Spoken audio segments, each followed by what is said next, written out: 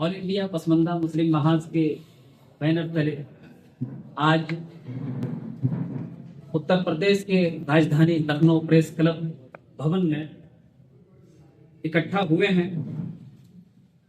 मैं सबसे पहले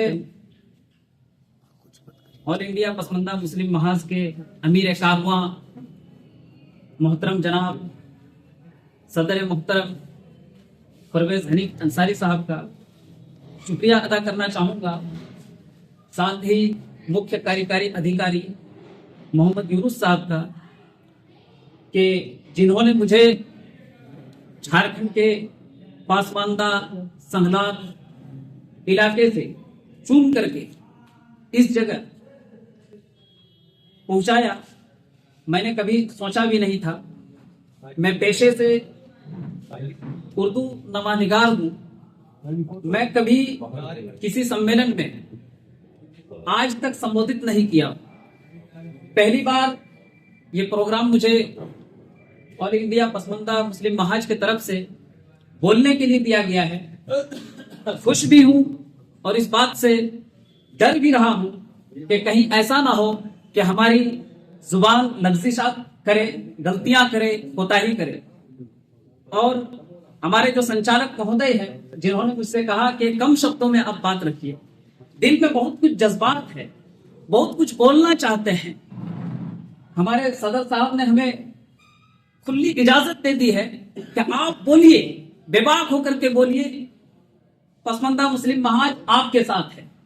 तो जब हमारे सदर मोहतरम साहब का हमें बोलने के लिए इजाजत है तो हमारे साथ जो कुछ हुआ है हम बोलेंगे। यहां बोलेंगे, किस जगह बोलेंगे, इसलिए कि ये हमारा घर है। हम अपने परिवार के बीच में अपनी बात नहीं बोलेंगे तो कहां बोलेंगे।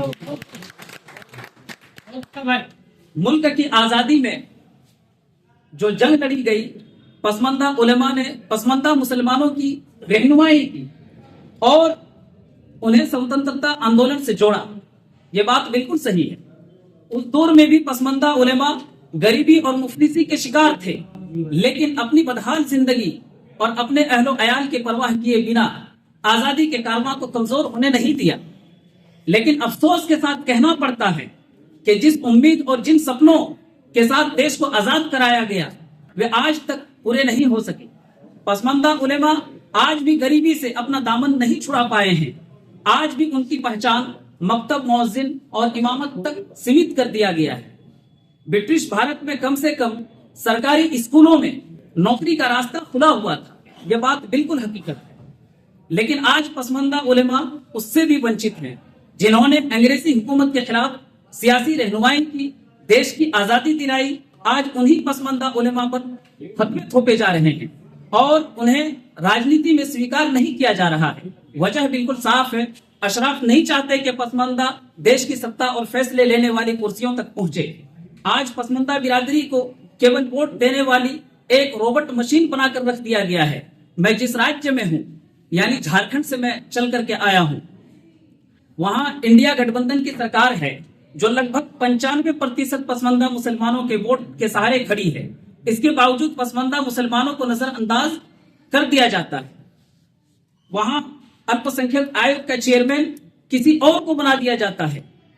वक्फ बोर्ड का चेयरमैन किसी और को बना दिया जाता है। बोर्ड और निगम में पसमंदा वर्ग को कोई अहमियत नहीं दी जाती है। इसकी असल वजह यह है कि हम पसमंदा आज भी एकजुट नहीं और हमने अपना सच्चा रहबर नहीं चुना है। आज समस्याएं बहुत है, लेकिन उनका समाधान सिर्फ एक है, एकजुट पसमंदा मुसलमान। अफसोस के साथ यह भी कहना पड़ता है कि पसमंदा बहुल लोकसभा और विधानसभा क्षेत्रों को एसटी और एससी के लिए आरक्षित कर दिया गया है।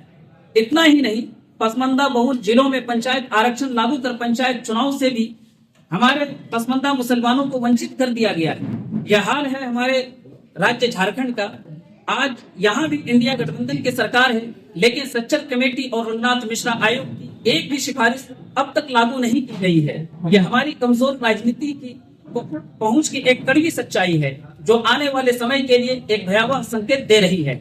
मॉब लिंचिंग की घटनाओं में सबसे ज्यादा शिकार पसमंदा समाज के लोग हुए हैं, लेकिन आज तक उन्हें इंसाफ नहीं मिल पाया, चाहे सरकार बीजेपी की रही हो या महागठबंधन की रही हो।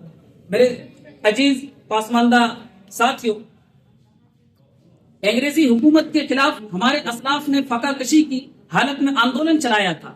आज हम फकाकश नहीं हैं। आज हमें संविधान के दायरे में रहकर एकजुट होकर जोरदार और संगठित विरोध दर्ज कराने की जरूरत है। आज हम आजाद हैं, बंधुआ मजदूर नहीं है।